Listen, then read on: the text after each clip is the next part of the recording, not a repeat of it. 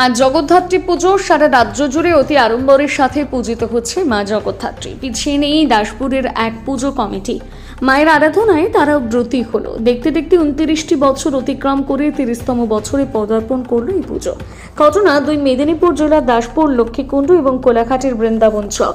জানা যায় ওই এলাকার সংযোগস্থলে থাকা আমরা সবাই ক্লাবের উদ্যোগে আজ জগদ্ধাত্রী পুজোকে কেন্দ্র করে সকলেই একটি বর্ণাঢ্য শোভাযাত্রা বের করা হয় বাদ্য বাজানোর সহকারে, যেখানে অংশ নেয় এলাকার বহু মানুষ। পুজো কমিটির সম্পাদক নারায়ণ চন্দ্র মণ্ডল বলেন, আজ থেকে 4 দিন ব্যাপী রয়েছে নানান অনুষ্ঠান, যেমন সর্বসাধারণের জন্য ক্রীড়া প্রতিযোগিতা, শিশুদের জন্য বসে আঁকো প্রতিযোগিতা, যাত্রাপালা, গান, মানব সেবা, রক্তদান শিবির এবং সবশেষে হাজার হাজার ভক্তদের জন্য নরনারায়ণ সেবা।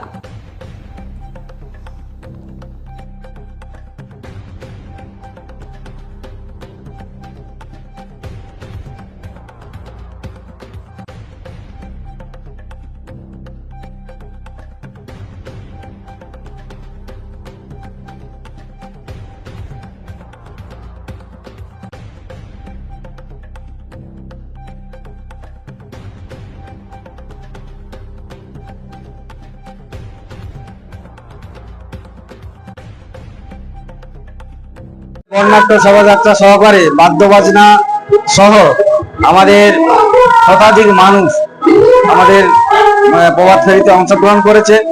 এই প্রভাত ফেরিতে অংশগ্রহণ করার পরে আমাদের পূজা মণ্ডপ উদ্বোধন করেছেন আমাদের কুড়িটা গ্রাম পঞ্চায়েতের প্রধান মাননীয় প্রতিমা কর্মকার রানা মহাশয়া।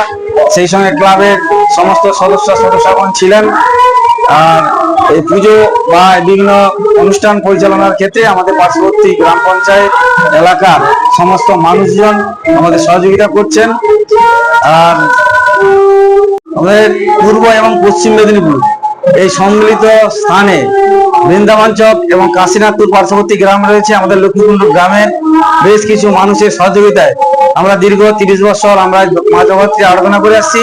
সেই সঙ্গে সঙ্গে তৎকালীন HIV নিয়ে আমরা বিভিন্ন ক্লাবে সচেতনতামূলক অনুষ্ঠান করেছি, অন্যান্য ক্লাবে গিয়েও আমরা আলোচনা করেছি এবং পুজোর প্রথম বছর থেকে আমরা রক্তদান শিবির করছি। তৎকালীন মানুষকে রক্তদানের কথা বলতে গেলে অনেক বোঝাতে হতো। এখন তো বিভিন্ন প্রতিষ্ঠানে রক্তদান করেন এবং শিবির করেন, আমাদের কন্টিনিউ চলে আসছি। এবছরও হবে, প্রায় শতাধিক মানুষ মহিলা পুরুষ মিলে রক্তদান করবেন। আর এক সময় আমাদের 3-4টে করে ব্লাড ক্যাম্প আনতে হতো, টিম আনতে হতো। তো বিভিন্ন আসতো তমলুক, ঘাটাল, মেদিনীপুর, ঝাড়গ্রাম, কলকাতা থেকেও এনআরএস থেকেও এসেছে। তো আসতো। এবারে আমাদের মেদিনীপুর ব্লাড ক্যাম্প ব্যাংক আমাদের ব্লাড নিতে আসবে। সেই সভাতে উপস্থিত থাকবেন আমাদের দাসপুর থানার ভারপ্রাপ্ত আধিকারিক